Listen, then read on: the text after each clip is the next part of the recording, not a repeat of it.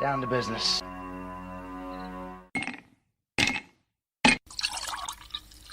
That's the nectar of the gods, baby. Hello, everyone. 19 years ago yesterday, we had a horrific and tragic event that changed all of our lives occur. And, you know, I know that it's 19 years and a lot of people think, well, you know, maybe we should move on. But I still think it's important that we take a second to look back and remember, just as we do for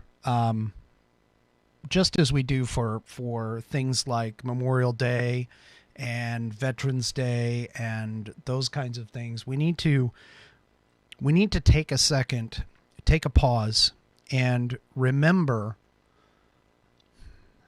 certain things that have occurred within our lifetime. And it's difficult, I think, in some cases, especially when things affect us directly. It's difficult to take the time to memorialize and look at things and remember things. But at the same time, being able to sit back and think about what occurred, what happened, and to remember those that we have lost.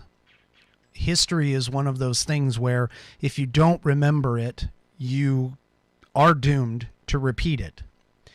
And I don't think that anybody would love to repeat this or would even want to repeat this particular situation, but I think we would be remiss in not remembering what happened that day, and especially in the aftermath, the things that happened and occurred after that. So what I'm going to do, I want to give a tribute in a way to these people, to the people that lost their lives, to the people that, for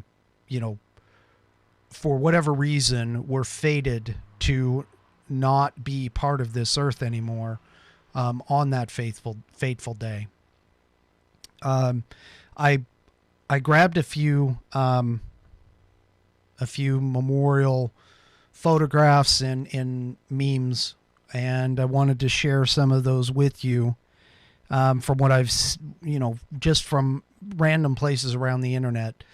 And so what's going to happen here is obviously things are going to pass by in the background. Just to remind us basically what had occurred that day. And during that time, I'm going to relay what occurred for me personally and how I felt that day. I'm hoping that you, if you feel the urge to go ahead and share with us your experience and your thoughts on that day, I would encourage you to call in. I'll put the phone number up in a little bit.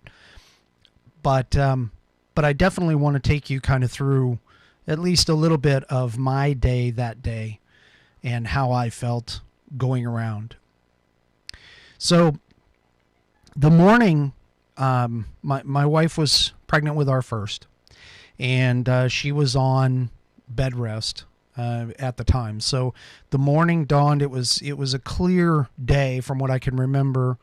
Even here, I mean, not just in New York, but even here, we were living in the south part of Seattle area, in a little place known as Auburn, and woke up that day, getting dressed for work, going in, showering, that kind of stuff. My wife woke up with me, and she had turned on the television.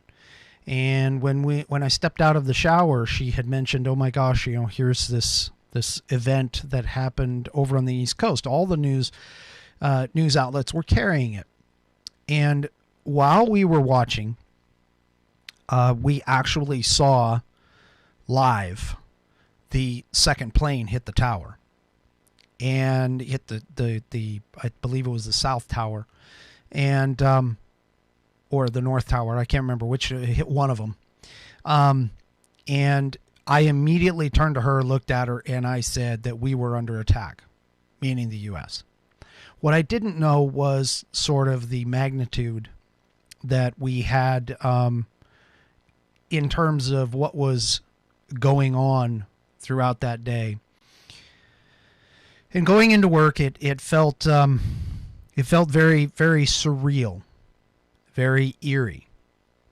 We went through, the day. Obviously, the work day was pretty much like anybody else, I think, at that time had pretty much gone to the wayside at that point. I mean, everybody was sort of watching what was going on in New York.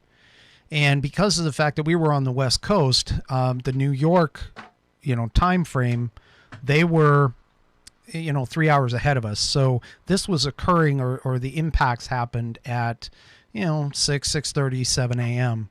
Our time. And so, the entire time driving into work and that kind of stuff, I couldn't help but think what was going on, what in the heck was happening in our world in terms of how were things, what were the events that were happening? What kinds of things could be occurring? And so when we started to find or started to see the impact from both the towers and the Pentagon, and then of course the plane in Pennsylvania, the magnitude of this started to hit. And we, the funny thing is that after that, I mean, obviously, the horrific horror of watching the towers come down, thinking of all the people that had been still inside, and all of the firefighters, EMTs, and policemen who had run into the building, ran straight into danger to go and help these people and get these people out into safety. And the horrific images that we had seen during the time that this was going on, I couldn't help but realize that, our world had changed forever. And where we lived was actually underneath or pretty darn close to SeaTac's glide path for not only taking off, but also for those planes landing. And in the aftermath, in the several days afterward, it was very, very eerily quiet. It's very interesting to look back and realize that there were times where, noise that occurs, especially if it's a regular occurrence, it tends to happen, so much that people, you kind of tune it out. You don't really notice that it's going on until it's gone. And, the days following where the planes were still grounded, it was very, very strange to be walking outside and realize that there wasn't a lot of extraneous noise outside of things like traffic and that kind of stuff. You live in a quiet street. And so, there isn't much traffic noise. You live away from a highway, and there isn't a lot of traffic noise. But overhead, with all the planes going, even the ones that are really, really high up, you can still hear them. And so for this to have occurred and to see and hear that, the change that the impact of not having planes flying around made, it was just amazing to me from that standpoint to be standing outside and just not have the sounds going around. And, one of the ladies that I worked with at the time, unfortunately, she had a relative, I believe it was her uncle, but she had a relative that actually was one of the maintenance people in one of the Twin Towers. And unfortunately, she told us in the days afterward that she basically the gentleman had gone off to work, and was never heard from again.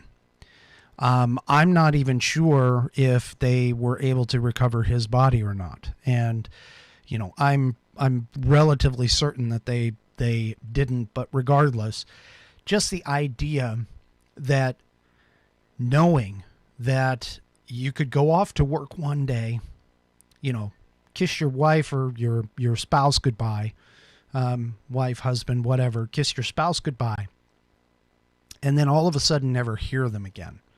Now, in preparation for this show, I spent a little bit of time searching on YouTube. And somebody might call this a little morbid, but I wanted to get in the proper mood. So there's a couple of sites that I went to where it kind of outlined some of the timeline and had some of the footage from that day. And I don't want to display that footage, but if you feel of a mind to, you can still find footage and you can still find things on the internet, and especially on YouTube with regards to that day.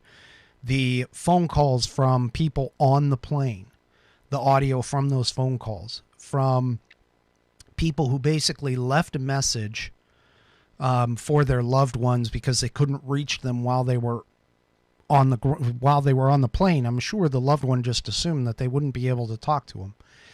And to listen to the horror of the people on the ground as they were standing in New York watching this unfold gives a grave reminder to all of us of what this horrendous act, how it affected so many different lives.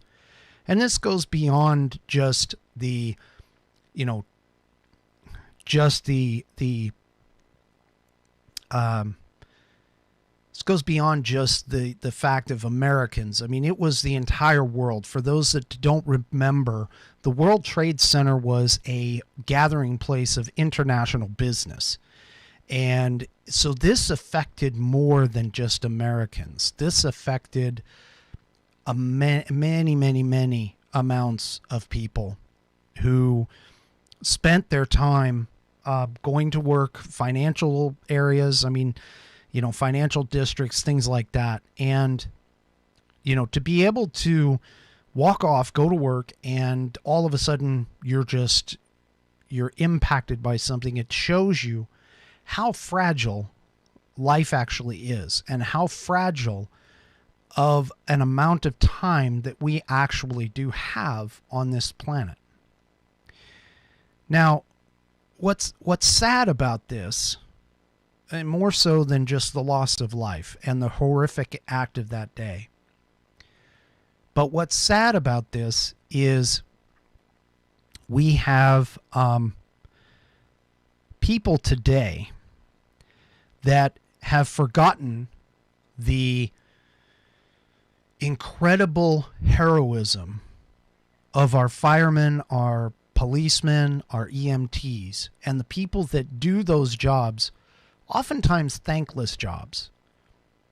You know, so I think in terms of this year and all of the stuff that's been going on this year, it's a little extra push for us to look at that day and look at the people who ran into the building, sacrificing their own life to help another, regardless of what race they were, what sex they were, whether or not they believed in the same religion, whether or not they, were, I mean, prejudices were gone. Everything was gone. It was a truly horrific act, but a big show of heroism and the American spirit, because of the fact that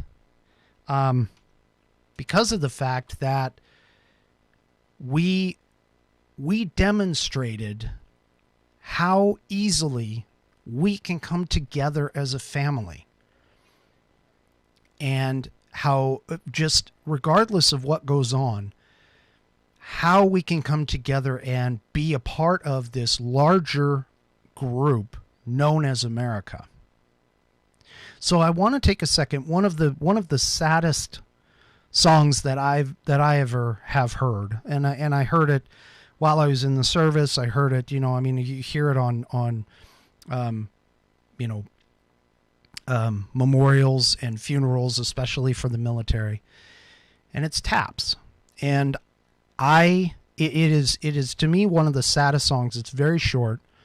But it's one of the saddest songs, and I actually listened to it on the Army post. You have it go off at 11 o'clock to signal the end of the day. But as a part of this memorial, I wanted to take a moment to reflect for the amount of time that it takes Taps to play, to reflect on where we were then and what we saw then, to how we are reacting and dealing with our fellow Americans today. And so if you'll indulge me, I'm going to go ahead and play Taps. And I just want everyone to take a second and just think for the 17 to 20 seconds that this song takes.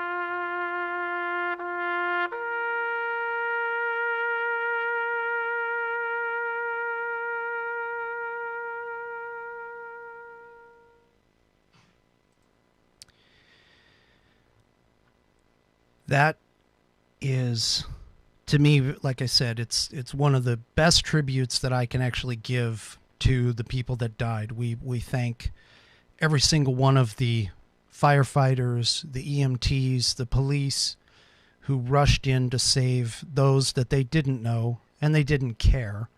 It just had to deal with saving lives and saving people. So I'm going to pop up the phone number here. Please feel free to call in. I've got the phone lines open. I do have 3 of them. And if you feel like you want to share how you felt on that day or even since, please call in if you have something to say about this. I just can't say. The words cannot express it. And even some of the songs and that kind of stuff, because in the aftermath, a lot of our artists got together and they started playing, creating songs and like, for an example, Alan Jackson's very famous, "Where Were You When the World Stopped Turning?" And that particular song, I know for me, just because I'm a country music lover, that particular song really kind of hit home. And it makes you think, where were you when it stopped? And I can tell you that particular day, the world did stop. The world stopped. We all watched. We all pulled. We prayed. We said whatever we needed to say, trying to make sure that these people who were affected directly by this were able to come through this, hopefully. And even in the days in the aftermath, when they were taking apart the rubble and they were digging for essentially what they were hoping were survivors, and there were some survivors that came out of it, we all got together. We all banded together. We all just put aside our differences, and we all put together a thing of hope. And in the days following, I saw more American flags flying than I have ever seen in my entire life. Not even from, like Memorial Day or Flag Day or Veterans Day or any of those special days. It was everybody was banding together and showing the colors as a pride for America. And granted, the days that even followed, I mean, everybody was kinder, nicer. They were helping us. We got calls and people from overseas, from other countries that were trying to come to our aid. I know we had people from our sister nations, Australia, the UK, things like that. We had EMTs and all that showing up, and everybody came together and helped us out. And yet at the same time, how quickly have we as Americans forgotten? How quickly we have put aside that special time to where now we're all together. They don't understand that we are together as Americans, not as black, not as white, not as yellow, not as, any race, religion. It doesn't matter. If you're an American, you should try and remember, go back to those days, to the days following the most horrific event within at least my lifetime that I can think of. Hopefully that we don't have any more, but one of the most horrific events regardless in history itself. And capture that emotion, capture that time and our thoughts and our feelings and our prayers. Grab onto that and hold on to that, especially today. And where we stand today, to be able to look and look around. I mean, we have people that are rioting in the streets, and that it doesn't even, I mean, it's not even to that level. It's even just if somebody disagrees with you, you immediately jump to calling them names or calling them things that you don't even, I mean, you have no idea what this person is, says, or does. And yet you're standing there looking at strangers and you're looking at them in a whole different way, rather than understanding that we are all part of the same nation. We are all part of America. And her faults, whether she's got some issues, we need to focus on trying to fix them, not to tear her down. Because she is a great nation. And for us to go back to that time, 19 years ago, to sit and understand that we as Americans need to pull together, especially today. Especially today. Because I think that we've forgotten what it is to be American. In terms of a society, it doesn't matter whether you're Democrat or Republican, you're Americans. We need to start treating each other as such. Now, today, yesterday, actually all this weekend, we've had some pretty horrific fires going on. And I'm starting to hear some stories that these are not nature-made wildfires. That they've actually arrested some people, for hearing in the news, that they've arrested some people who are setting these on purpose. And it's already taken people's lives and homes. It's threatening places. I mean, I know some people down in Oregon right now that are threatened by it. And if that's the case, again, we have to go back to the concept. We are all Americans. We're all here to make our lives better. And so I really, really urge everyone here, and anyone within the sound of my voice, and anyone that watches this video later, please take the time to go back to what you felt on September 11th and understand that America can still be united, regardless of whether we don't necessarily agree on all things. We are all American. And we need to get together again. We need to band together again and drop the hate. Disagreements are fine. They're going to happen, even within families. They're going to occur. But that doesn't mean that just because you have a disagreement that you need to go out and you need to destroy or kill or maim. We are all Americans. And 19 years ago, we all joined together and banded together as one for love and support for people who basically had no other than being in the particular place and the particular time. They had nothing else. That was their only reason, is because they happened to be there on that day, outside of the 19 that actually perpetuated this horrific event. But even like the people on the plane, they were just flying somewhere innocently, and they got taken out by essentially evil. But the aftermath of that event and all of us getting together and coming together as a country, not as an ethnicity, not as a race, not as a religion, but as a country, we banded together under the red, white, and blue. And we've forgotten that. And for some people, like my children, they never knew it. My first wasn't even born yet. A friend of his actually was born on September 11th. But we all need to band together.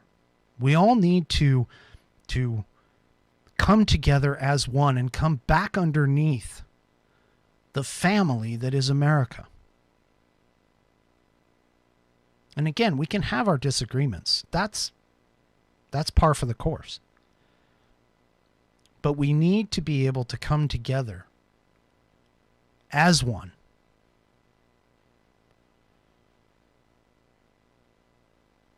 Under the American flag.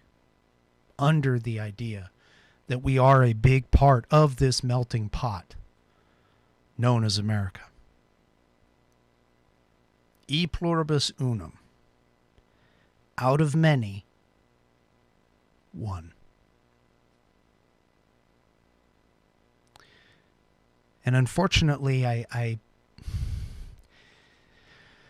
don't know realistically what else to necessarily say, but other than the fact that I think that by us forgetting what it meant that day 19 years ago, we're not doing the people's lives who were lost, we're not doing them a great service.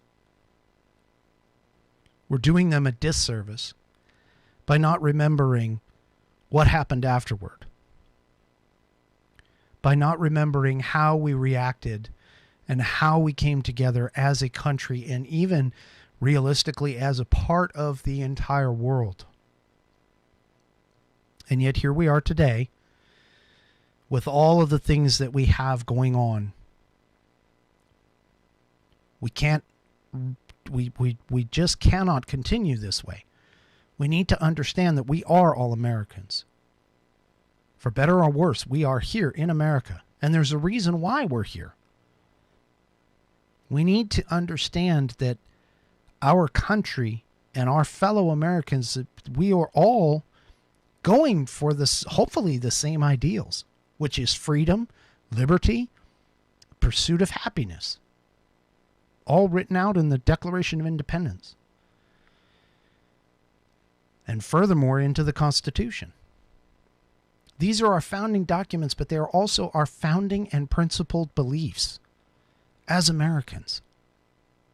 And we need to pull together in order to protect this very sacred nation. And the feeling that everyone had in the days after September 11th, the banding it together, is proof. It's proof that we all understand what America truly stands for and what she truly believes deep down in her heart. But we've given that up. We've forgotten that. And so I felt like today would be a good day to remember, to take the moment to remember what we felt on that day and in the days afterward, and how much pride there was in America. And we can get that pride again. Like I said, she's not perfect. But in my humble opinion, she's definitely one of the best out there, if not the best. And we need to get that pride back. Hopefully it won't take another tragedy for that to happen.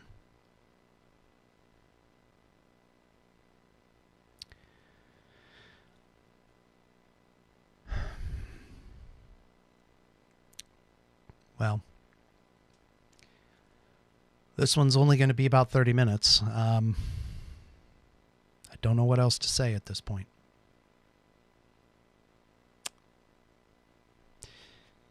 Here's a salute to all those who lost their lives on September 11th, to those firefighters, EMTs, and policemen who spend their days and their jobs protecting people that they have absolutely no idea anything about them, who by their sheer virtue and desire to help others, they entered into that career, those careers. Here's to those that have been lost, and here's hoping that in the near future, hopefully very, very soon, we have a remembrance of what happened that day and how we banded together in the days afterward. Our memories are very short, it seems. They need to go a lot longer. Here's to everyone. May America be a sight better tomorrow than what she is today.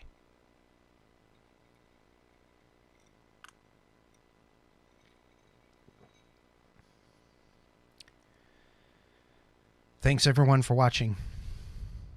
And I hope I've said something that'll make you think a little bit about what happened and where it's all going. Some people may not like it, but God bless America. And God bless you.